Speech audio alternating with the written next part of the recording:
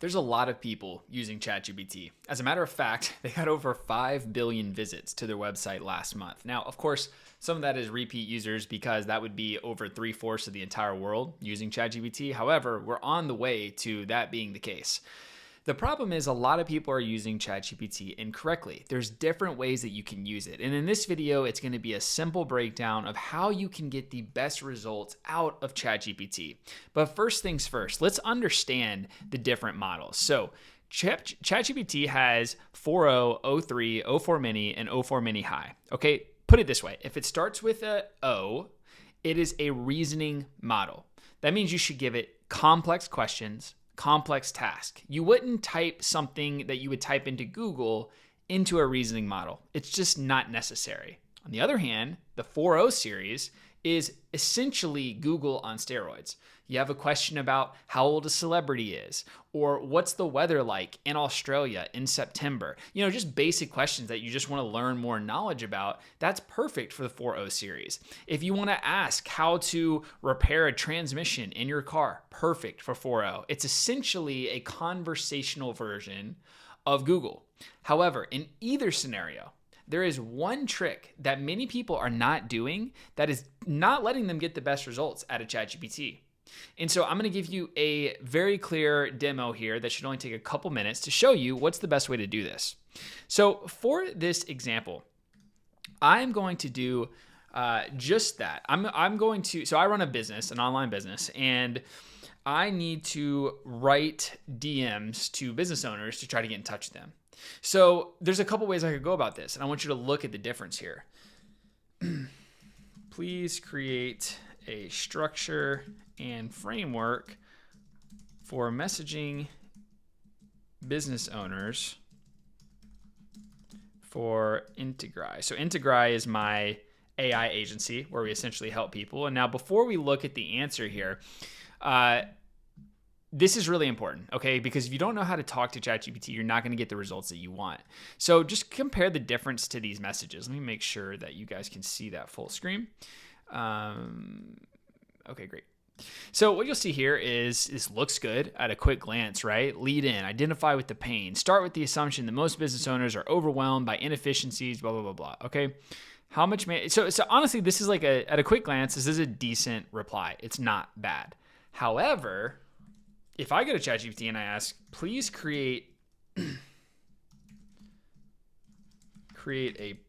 I'm so sorry. Please create a prompt for ChatGPT to, okay, so let's see what happens here. What's going to happen is it's going to create a much more detailed prompt. So you're a senior, because by the way, the more you use ChatGPT, the more it knows about you. It knows about my business, so I don't have to tell it about it. It's already fully aware of it. So this is assuming that whatever you're asking about it, it has at least some context or some awareness.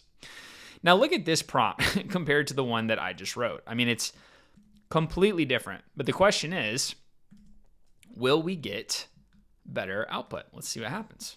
So we put that in there. It's going to spit it out for us here in a second. So it's creating the core pillars that the prompt asked for. And there's 5 different pillars that we can focus on. So I help businesses basically implement AI into their business. I could go out to the operational efficiency, revenue impact, cost reduction, scalable systems, time reclamation, et cetera, primary pain points to address. I mean, this is really, really good. If I just did this, it would probably work. So it just created several different, essentially, pillars that I can follow. And it basically gave me an outreach template that looks way better than the previous one. So tip number 1 is if you want to work with ChatGPT on anything, ask it to create a prompt based on what you're trying to do. And the output that you're going to get is going to be way, way better. Now, if we want to think about reasoning models, for example, so a good reasoning question would be, given the nature of let me just walk through this with you. Okay, so what it's going to do is it's going to spit out a nice little response here while it is thinking, because you see this is the reasoning model, so you can see that it's thinking and working through this. That's not the right one. Okay, so create a prompt for ChatGPT 03 to determine the ideal demographic my business should go after. Now, when you're asking ChatGPT for a prompt, you want to do it with the conversational models, the 4.0 models, okay? Now, here is the prompt. Now, let's check in on, okay, so it's still doing some research here. Yeah, we'll see how this one turns out. Looks like it's going to be pretty solid, and that's probably because it's reasoning. So the prompt isn't as important because it is already thinking through all the things that the prompts might help it think through. So anyways, let's just see what this comes up with compared to the other one. So it's going to start thinking here in a minute. But let's see, mid-market service businesses, VC-backed SaaS firms. Yeah, I mean, this is pretty good. This is pretty much exactly kind of a general demographic that I'm going after. And it's even giving me the buyer persona. So COO, ops director, RevOps, managing partner, practice admin. So yeah, pretty solid. And it's actually even telling me, now these are tools that it knows that I use.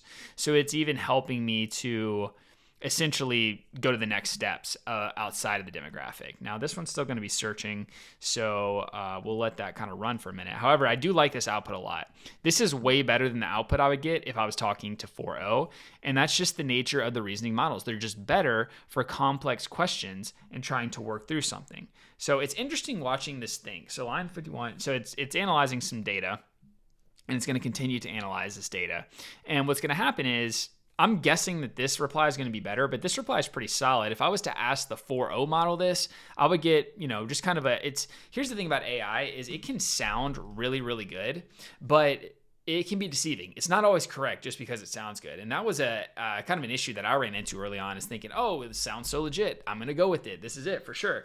So one thing we have to be very aware of is understanding, okay, let's see what our response says. But just understanding, we had to analyze it. We have to use our own reasoning. Is this a good response? So step 1, define the scoring criteria. Yeah, this is a really, really, really, really good reply. A little bit more in depth than the other one. And similar answers, but with more, basically more details, more like reasons why this is good. Ideal firm graphics, why, yeah. So I definitely like this one more. So the point is, like, if you can get ChatGPT to create your prompts, what's going to happen is you're going to get better replies. So if you're working with your business or just, even if it's just asking about your life or whatever the case might be, if it's not a Google style question where you just have a question, you want a quick answer, you should ask ChatGPT to create the prompts for you, use those prompts, and next thing you'll know, you'll be getting way more high quality output out of ChatGPT, or really any LLM. This works for any LLM. So I hope this was helpful. It's definitely helped me and really improved my workflow and my relationship with AI. If it was helpful, leave a like, subscribe. I try to just create videos. I call it AI for dummies. You're not a dummy, you're smart, but essentially just helping people that are not engineers understand how to use technology better, whether it's in their personal life or in their business or whatever the case may be. So anyways, I'll see you guys in the next one.